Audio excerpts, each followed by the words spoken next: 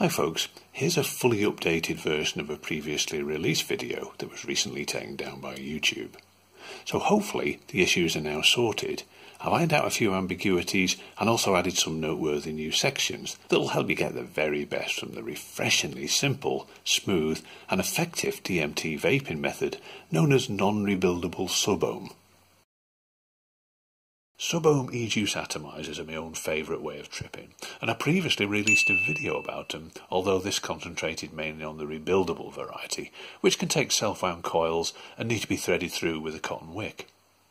But many folks just don't want this hassle, and I totally get it. And if this is you, well, there's a plug-and-play alternative which might suit you better. And these use a pre-manufactured self-contained coil and wick unit, so you won't need to buy extra cotton, wire or tools or anything like that. We just simply insert the coil assembly into the atomizer base and it's ready to be filled with our DMT e-juice. So you'll need a mod box, your atomizer and maybe a couple of spare coils. Also bottles of PG and VG, a few bits and pieces for measuring and mixing, and of course our freebase DMT. Now the choice of mod box really isn't that critical. As long as it's got the standard 510 connector and it'll push out 35 to 40 watts without stressing, it'll do just fine. It won't even matter if it doesn't have temperature control because, well, this isn't commonly supported in rebuildable atomizers and we won't be talking about it today anyway. I'll just be using my Greuse 100, which will be ideal for the job. The atomizer I chose for this video is the Geekvape Zeus, or the Z as it's now called. I know for sure there's going to be loads of other atomizer types that work well, but I chose this one because not only have I received good feedback about it, it's been around for years, it's absolutely ubiquitous now, as are its coils. And also, if you're into this kind of thing, there are some good Chinese knockoffs available for it. In fact, I've got one here. Several different coil types are available for the Zeus, but I found that not all of them work very well with DMT. Now, by far the best I've tried has been the Z.15, and I've also had reliable reports indicating the Z.15XM isn't far off, and the Z.2 also works quite well if it's not driven too hard.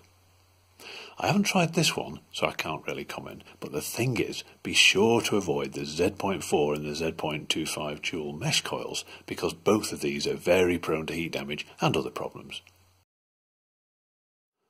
So we'll first prime the coil with a bit of DMT e-juice, and while Z coils can soak up just less than half a mil, there's no real need to go that far. We're just giving the soaking process a head start for when we fill the tank. So unscrew the base and insert the coil. Make doubly sure the coil's inserted correctly and fully, or it won't make a proper seal, and the juice could leak past it and collect in the base. Then screw the base back on and attach it to your mod, but don't press the fire button yet because, well, especially if you didn't prime the wick, you'll likely burn it and need to start again with a brand new coil. Then unscrew the cap and just check both cap seals are present and in good condition. Now it really is crucial to have these in place, so don't fill up unless they're both there. Fill up with your chosen DMT e-juice mix, and we'll describe how to make this a bit later in the video.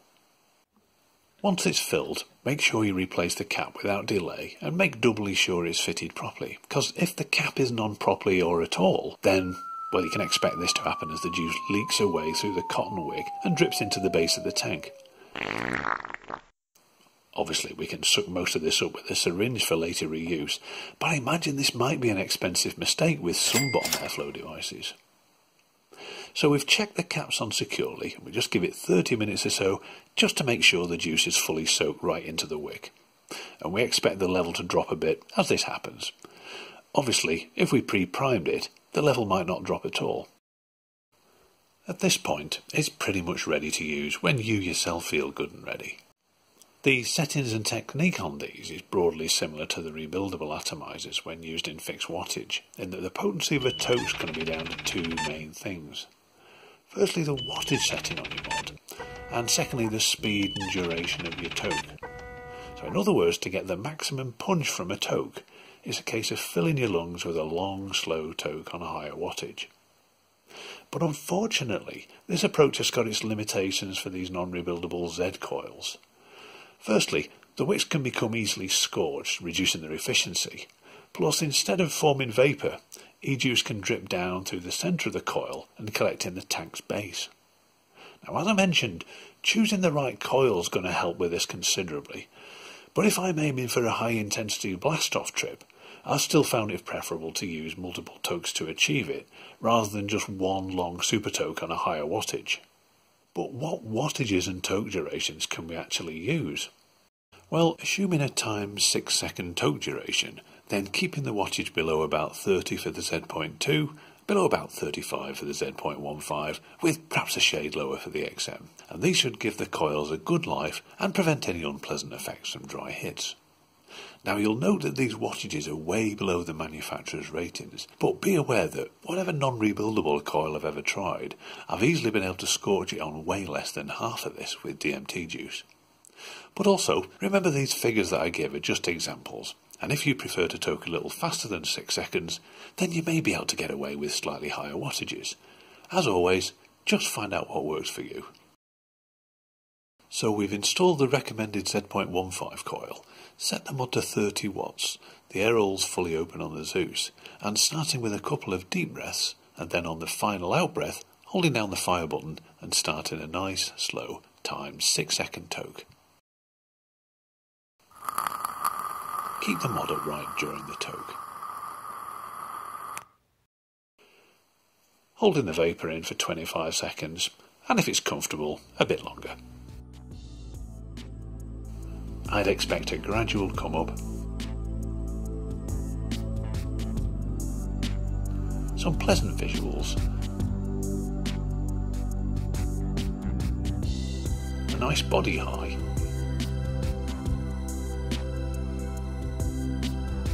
deep blissful emotions,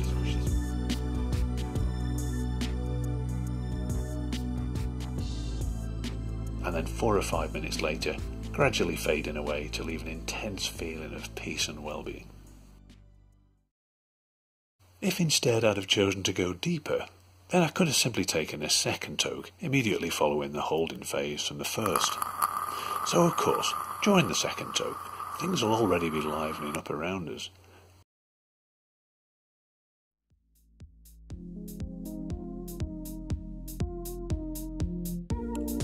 Far more vivid visuals can be expected, and sometimes significant time dilation.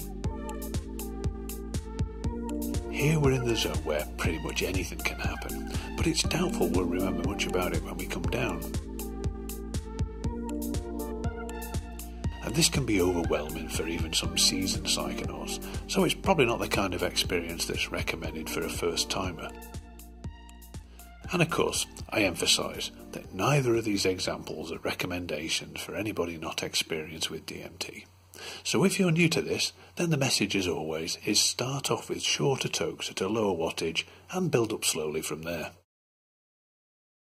Just a few general do's and don'ts. I suggest avoid vaping all the way down to an empty tank.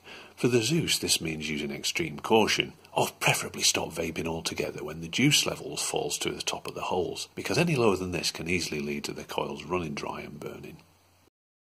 Be sure to stick to the wattages and toke durations as mentioned on the website, or again you'll risk scorching the coil. If you need more potency from a single toke, then sure, try a stronger mix if you like, but really I'd suggest instead going for a rebuildable tank like the Zeus X or similar, which I've found to be far superior in this and many other respects too. And when your tank arrives, why not test it out for a few days with just pure PG only, so then you can play with it, toke from it, leave it in different positions to see if it leaks, and if it does, where from, and just generally get to know it before committing your valuable DMT juice to it. Also, try and hold the mod upright during a toke so that all the holes are submerged in juice throughout, or again the result could be juice starvation and a burned coil. And there's quite a few others mentioned on the website, and I suggest checking them out, and of course there'll be a link in the description. Now you'll notice that most of the tips we mentioned are about preventing the coil from burning.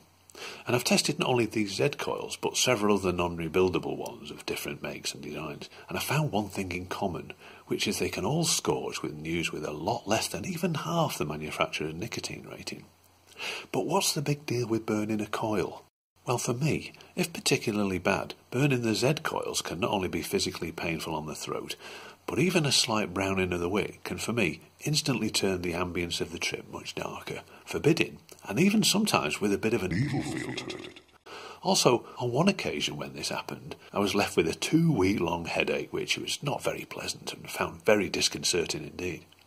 Now, none of this might apply to you, but I still say that scorching the wick on any coil is best avoided, and an easy way to do this for at least the Z series coils is to observe the wattage and tote recommendations as quoted on the website, in which case you'll be fine. For the dejuice, I'll be using a 1:3 mix, which really seems to suit these tanks quite well, but the actual amount of juice we'll mix will reflect whether we've chosen to fit either the bubble or the straight glass, which is also supplied with most tanks. Now, whatever the manufacturer's specs say, my own capacity test suggests that in reality we're going to get a useful juice level if we mix a total of 2.6ml for the straight glass and about 4.5 for the bubble. Now, I prefer to use the straight glass, so I'll be aiming for about 2.6ml total juice, which should roughly give us the level shown here, depending on the tolerance of our measuring process. And as regards the PG-VG ratio, well, this is one of those things that depends on individual preference. I don't really find it too critical, but generally prefer an 80-20 PG-VG mix, so that's what I'll demo here. So we'll dissolve 660 milligrams of free-base DMT in 2 millilitres of 80-20 PG-VG, which will make us a total dejuice volume of about 2.6 ml. And nowadays I start by dissolving the DMT in the PG, so no VG yet, and this is done as I described in my previous video on carts, so you might want to check that out. The difference here is the amounts involved, but still using the cleanest possible DMT and dissolving at room temperature without external heat. And as usual, we'll be respecting YouTube's community guidelines by not showing any genuine form of DMT. Instead, I'll just be using fakes made up from common household ingredients. So here we have our dissolved PG DMT solution, which I mentioned is fake for the purpose of this video, but in actual fact it does look very similar to the real thing. But we've still yet to add our VG. Now this brings us to an optional stage, which is the filtering, and doing this can drastically reduce a big problem with DMT-induced vaping methods, which is that unless totally clean spice is used, the wicking in the coil quickly clogs up, preventing vapour from being produced as well as destroying the coil. Now we can get an idea of whether it's worth filtering by looking at our solution. A yellow tint's fine, but if there's any significant cloudiness, then personally I'd filter it.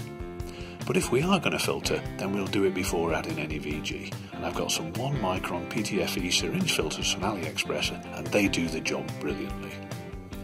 PTFE is the membrane type, and apparently glass fibre is another good one, but some others are reportedly incompatible with PG, so check the website for more information. If you don't mind improvising, then in the place of the filter, it's possible to use a piece of sliced off cotton bud. But fish out and discard that bit of plastic from the middle. And here I'm using a 2mm drill just to push the cot down inside the 14 gauge blunt tip.